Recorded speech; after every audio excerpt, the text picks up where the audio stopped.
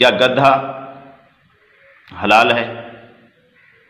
کچھ دن پہلے سہل ادیم صاحب نے بھی یہ دعویٰ کیا کہ گدھا حلال ہے، اور اس سے پہلے یہ جو کھالیں پکڑی گئی تھی لاہور میں، پتہ چلا تھا کہ کافی لوگوں نے ہوٹلوں پر گدھے کا گوشت چلایا ہے، اس وجہ سے یہ کافی بحث چلی تھی، اور وہ تو بحث ختم ہوگی۔ لیکن یہ جو اس نے بحث چلائی سہل ادیم نے، اس نے کچھ اپنے دلائل کے ذریعے ثابت کرنے کی کوشش کی کہ گدھا حلال ہے۔ کیا بھائی؟ یہ بھائی کہ کچھ جانور ہوتے ہیں درندے جو شکار کرتے ہیں، اور کچھ ہوتے ہیں جو چرندے ہوتے ہیں، گھاس وغیرہ کھاتے ہیں۔ درندے حرام ہوتے ہیں اور گھاس کھانے والے جانور وہ حلال ہوتے ہیں، اور کچھ درمیان میں ہوتے ہیں جیسے انسان ہو گیا اور اس طرح کے کوا ہو گیا وغیرہ، یہ دونوں کیٹیگری میں آتے ہیں، یہ بھی حرام ہوتے ہیں۔ تو وہ کہتے ہیں کہ گدھے میں حقیقتاً ایسی کوئی نشانی نہیں پائی جاتی جو حرام کی ہو، جیسے نبی صلی اللہ علیہ وآلہ وسلم نے فرمایا کہ ہر وہ جانور جو شکاری ہو اور اس کے نوکیلے دانت ہوں، نیشدار دانت ہوں، وہ حرام ہوتا ہے، اور گدھے میں ایسی کوئی نشانی نہیں پائی جاتی جو اس کو حرام کرے، اس میں حرام ہونے کی کوئی نشانی نہیں ہے، اس وجہ سے یہ حلال ہے۔ لازماً یہ بات نہیں ہوتی کہ ہر چیز میں نشانی، ہاں عام چیزوں کے لیے یہ بات صحیح ہے کہ جس کا کوئی حکم نہیں ہے قرآن و حدیث میں، اس میں نشانیاں دیکھی جائیں گی، لیکن گدھا ایک ایسا جانور ہے جس کے بارے میں نبی صلی اللہ علیہ وآلہ وسلم نے واضح طور پر فرما دیا ہے کہ یہ حرام ہے۔ اب کیوں حرام قرار دیا؟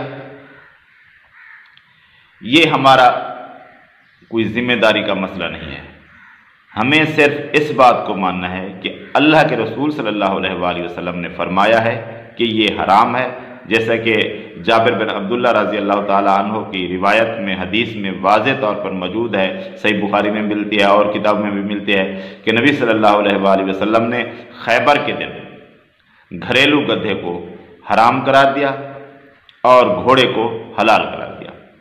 واضح طور پر حدیث موجود ہے، ہر شخص جانتا ہے جو تھوڑا بہت علم رکھتا ہے۔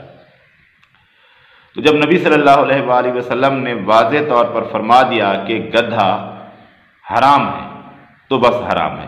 حکمت کیا ہے؟ تو لوگوں کو تو بیان تو ویسے کرتے رہتے ہیں، لیکن ابھی تک کوئی ایسی حکمت خاص سود کی بھی نہیں پتہ چلا کہ وہ کیوں حرام ہے۔ اور آپ یہ بتائیں کہ اللہ تبارک و تعالیٰ نے نمازیں 5 فرض قرار دے دی، اس کی کیا حکمت ہے؟ 5 کی بجائے 6 ہوتی، 7 ہوتی، 10 ہوتی۔ نبی صلی اللہ علیہ وآلہ وسلم یہی نمازیں لے کر آئے۔ روزہ اللہ تبارک و تعالیٰ نے 30 دن کا قرار دے دیا، 1 مہینے کا۔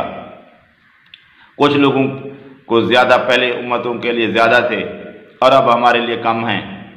نمازیں پچھلی امتوں کے لیے کچھ کی کچھ تھیں، تعداد میں فرق تھا، اب کچھ اور ہے مسلمانوں کے لیے۔ تو جو ان میں حکمت تھی وہ ہم میں نہیں ہے، جو ہم میں ہے وہ ان میں نہیں تھی، کیونکہ اختلاف ہے۔ تو حکمت اگر ہوتی ہے اس میں ساری کسی وجہ کی، کوئی طبی، تو سب کے لیے ایک ہوتی نہیں، اس میں حکمت صرف ایک ہے کہ اللہ اور اس کے رسول کا حکم ماننا ہے۔ اس میں یہی حکمت ہے کہ کون ہے جو اللہ اور اس کے رسول کی بات مانتا ہے اور کون ہے جو اللہ اور اس کے رسول کی بات نہیں مانتا۔ اس میں سب سے بڑی حکمت یہی ہے، اطیعوا اللہ و اطیعوا الرسول، اللہ کی اطاعت کرو اور اللہ کے رسول کی اطاعت کرو۔